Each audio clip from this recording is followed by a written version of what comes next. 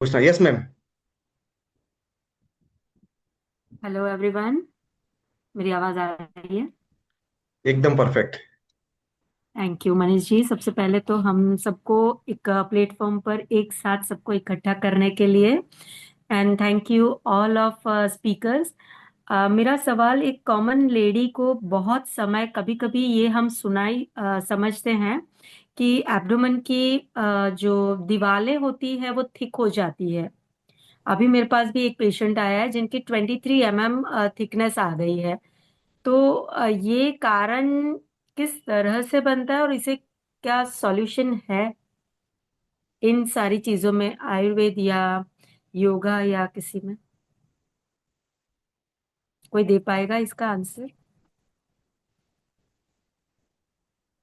Actually आप बोल रहे हो कि यूट्रस का लाइनिंग एज के हिसाब से ठीक हो रहा है पेशेंट्स में, और उसके हाँ हाँ। प्रॉब्लम्स अभी काफी देखने में आ रहे हैं, ऐसा आप बताना चाह यस रहे यस हैं। यस, पहले ये प्रॉब्लम नहीं दिखाई दे रहे थे हम्म। बट रिसेंटली हम लोग अभी देख रहे हैं एज अ हम हेल्थ इंडस्ट्रीज में काम कर रहे हैं तो ये हम्म। प्रॉब्लम्स बहुत फ्रीक्वेंटली आ रहा है। इसका रीजन ज्यादातर ये है कि आजकल की lifestyle is the main factor, और अर्ली पीरियड स्टार्ट होना भी एक वजह हो सकती है, और लेट प्रेगनेंसी लोग प्लान कर रहे हैं, और उसकी वजह से बहुत सारे लोगों को इनफर्टिलिटी के इश्यूज के कारण भी उनको जो हार्मोनल टैबलेट्स वगैरह दिए जा रहे हैं उनके भी उसका मेटाबॉलिज्म वैसे बॉडी में हो जाता है, लेकिन कुछ कुछ इफेक्ट्स किसी पेशेंट्स में रह जाती है, और उसके रीजन की वजह से। और पहले क्या होता था कि एक या मतलब कम से कम दो बेबी तो सब प्लान करते थे, अभी ऐसा है कि एक आध बेबीज में ही सब ऐसे। तो वो भी एक रीजन, क्योंकि उस टाइम पे शेडिंग ऑफ एंडोमेट्रियम वगैरह निकल जाता है पूरा, और बॉडी आपकी हर डिलीवरी के बाद अगेन यूट्रस आपका फंक्शन स्टार्ट करता है, जैसे कि नया जन्म हुआ है उसका, वैसे हो जाता है।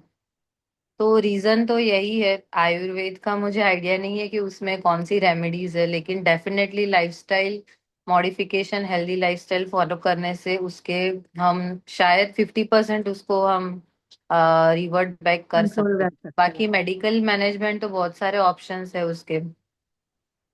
ओके।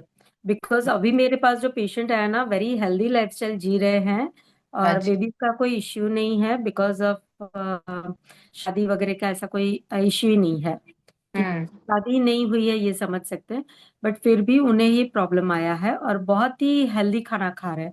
तो हम्म। जब उसके सामने ये आया तो मैं जिस क्वेश्चन में आ गई कि भाई तो फिर इतनी हार्मोनल चेंजेस से ही हो भी सकती हुआ है। होगा। बाकी तो ओके। मेजर फैक्टर तो वही है, अदरवाइज फिर 5-10 पेशेंट केसेस में ऐसे भी देखे जा रहे हैं जिसमें सब कुछ फैक्टर नॉर्मल हो, लेकिन कुछ आउट ऑफ द ब्लू कुछ ऐसा हो जाता है उनको वैसे। लेकिन वो ट्रीटेबल है, और बहुत ही मतलब सिंपल ट्रीटमेंट्स अवेलेबल है उन सब चीज की, तो उसका वरी करने का कोई जरूरत नहीं है। Okay. Thank you so much. Manish ji, क्या हम ये इसमें कोई आयुर्वेद इलाज भी है क्या? तो क्या वो डॉक्टर को टिप्स देना चाहेंगे? यस। तो थिंग इज कि जो पेशेंट की आप बात कर रहे हो, the detailed history is must कि उन्हें उस थिकनेस, अगर उनका सोनोग्राफी में ये आ रहा है, आप बोल रहे हो कि 23 mm थिकनेस हो रहे, तो she must be suffering with some kind of symptoms. तो उन सिम्टम्स को इवेल्युएट करना चाहिए, और उनके लाइफस्टाइल से या फिर आज तक उन्होंने ऐसे कोई मेडिकल ट्रीटमेंट्स ली है या कुछ भी चीज हो। जैसे मैम ने बोला कि इफ लेट प्यूबर्टी भी, अर्ली प्यूबर्टी भी हो सकता है, और जैसे if she hasn't conceived yet, तो डिलीवरी एक भी बार ना हुई हो, तो दैट वो भी एक रीजन है। पर आयुर्वेद ट्रीटमेंट के बारे में अगर बात करें तो आयुर्वेद ट्रीटमेंट हो सकता है एक हद तक, जब तक द कम यूट्रस एजेंट उनका थिकनेस इतना नहीं बढ़ गया है कि हिस्टेक्टोमी इज एडवाइज्ड। उस हद तक हम उन्हें सिम्टोमेटिक रिलीफ और उनका थिकनेस डिक्रीमेंट के लिए ट्रीटमेंट ऑप्शंस कर सकते हैं। Okay. Thank you. Thank you Manish sorry भाई। सॉरी।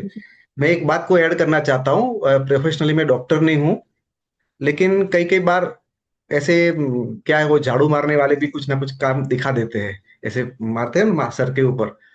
सो मेरा ऐसा मानना है कि जो राखी जी ने करवाया है लाइट वाला, तो ये हर एक चीज में काम में आता है।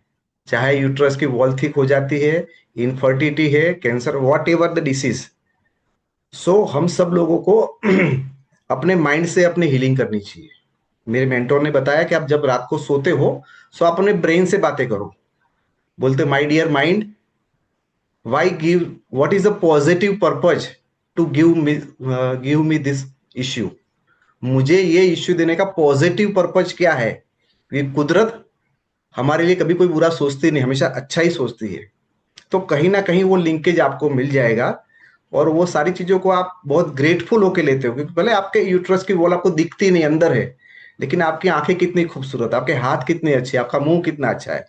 When your focus is goes to the positive things, मैं थोड़ा ज्यादा कमिटमेंट कर रहा हूं, जो इम्पॉसिबल चीजें पॉसिबल हो जाएगी उस दिन। शायद हो सके 50 लोगों ने बोला हो ये असंभव है, लेकिन संभव हो जाता है। और ऐसे बहुत सारे मिरेकल हम लोगों ने लाइफ में देखे हैं। सो मैं हमेशा जब भी हमारे सप्लीमेंट भी सजेस्ट करता हूं तो यही बोलता हूं, भाई ले रहे हो बहुत ग्रेटिट्यूड के साथ लो, बहुत सारा तुम्हारे पास है, उस पर तुम फोकस करो।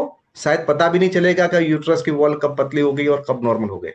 तो ये उसका कोई चार्ज नहीं है, उसके लिए कोई स्पेशलिटी की जरूरत नहीं।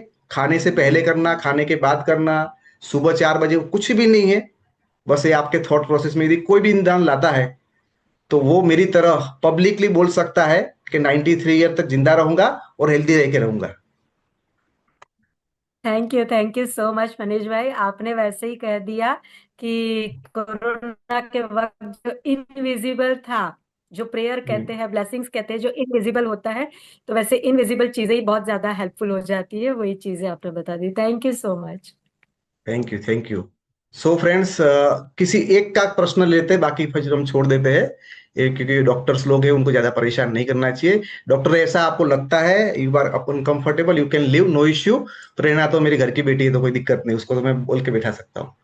यस, आप में से किसी और का कोई सवाल है तो